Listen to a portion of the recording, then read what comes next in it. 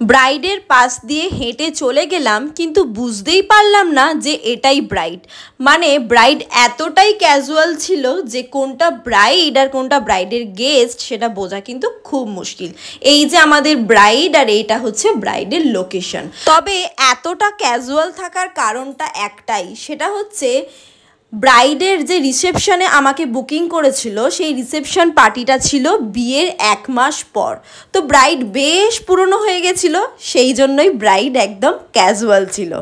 আচ্ছা, এটা ছিল আমার একটা কিন্তু সাউথ ইন্ডিয়ান ব্রাইড, মানে যার বিয়েটা হয়েছিল পুরোপুরি সাউথ ইন্ডিয়ান রিচুয়ালসে। আর যে রিসেপশনটা হচ্ছে সেটা হচ্ছে ওয়েস্ট বেঙ্গলে, আর রিসেপশনের যে মেকওভার দায়িত্বটা ছিল মেকওভারের, সেটা আমার হাতে ছিল।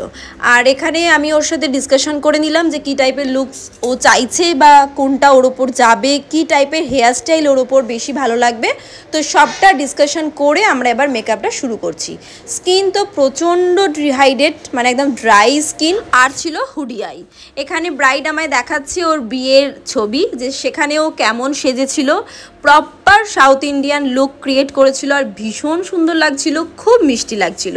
আর আমি এটাও বুঝে গেছিলাম যে সেই লুকসটা থেকে একদম আলাদা একটা লুক ক্রিয়েট করতে হবে। আর ওরও এটাই ইচ্ছা ছিল, আর ও লেহেঙ্গা পরে নিয়েছিল, সেদিনকেও শাড়ি পরেছিল।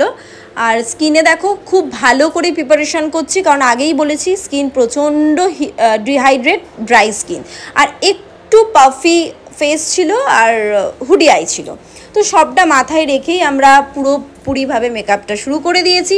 বাইরের ওয়েদার খুব খারাপ, কেন মুষলধারে বৃষ্টি হচ্ছিল, আর সেটা দেখে ব্রাইডের কিন্তু প্রচণ্ড টেনশন হচ্ছিল, আর আমাদের হচ্ছিল বাড়ি যাওয়ার, আর ব্রাইডের হচ্ছিল যে লোকজন আসবে, একটা অনুষ্ঠান হবে, তো এত বৃষ্টি। তো আর এবছরে তো বৃষ্টির কোনো শেষই নেই।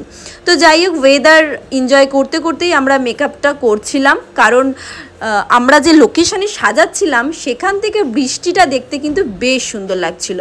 স্কিনটা কারেক্টিং করে নিচ্ছিলাম কালার কারেক্টার দিয়ে। কালার কারেক্টিং বেশি প্রয়োজন ছিল না, কারণ সেইভাবে কোনো ডার্ক সার্কেল আমার ব্রাইডের ছিল না।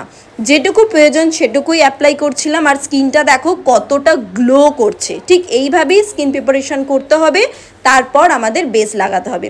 এখানে দেখো আমি আঙুল দিয়ে বেস লাগাচ্ছি, তার কারণ হচ্ছে আমরা যে মেকআপটা ফাউন্ডেশনটা সেটা খুব ভালো করে হাত দিয়ে অ্যাক্টিভেট করেছিলাম, এবং অ্যাক্টিভেট করার পর যে এক্সট্রা প্রোডাক্টটা আমার হাতে ছিল সেটাই স্কিনে খুব ভালো করে লাগিয়ে নিয়েছি, এবং তারপর আমরা ব্লেন্ডারের সাহায্যে সেটাকে খুব সুন্দর করে ব্লেন্ড করেছি। এতে কি হয়, আমাদের ব্লেন্ডটাও খুব ভালো হয়, ড্রাই স্কিনের জন্য একটা খুব ডিউই গ্লোয়িং একটা বেস তৈরি হয়, এবং খুব সাটল একটা লুক ক্রিয়েট করে। আর কভারেজটাও ভীষণ হালকা হয়, লাইট ওয়েট, যেটা এখন ম্যাক্সিমাম ক্লায়েন্টই খুব হেভি কভারেজ পছন্দ করে না।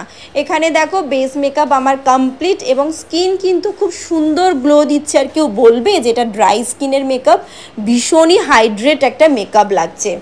আর lipstick, eye makeup, hair style সমস্তটাই ডান। এবার জুয়েলারি দেখো পরিয়ে নেওয়ার পর আরও বেশি লুকসটা ইনহ্যান্স করছে, কারণ এই জুয়েলারিটা যেন সত্যি কমপ্লিমেন্ট করছিল লুকের সাথে। আর বিশেষ করে জুয়েলারিটা তো আমার ভীষণ পছন্দ হয়েছে, আর ভীষণ এলিগেন্ট লাগছিল। আর তোমরা এবার দেখে বলো যে আমার রিসেপশন ব্রাইডকে কেমন লাগছে, কতটা সুন্দর লাগছে, এবং কতটা সুন্দর করে আমি সাজাতে পারলাম। এটা ছিল আমার অফ সিজনের ব্রাইড, এই মাসেরই একটা ব্রাইড, রিসেপশন ব্রাইড।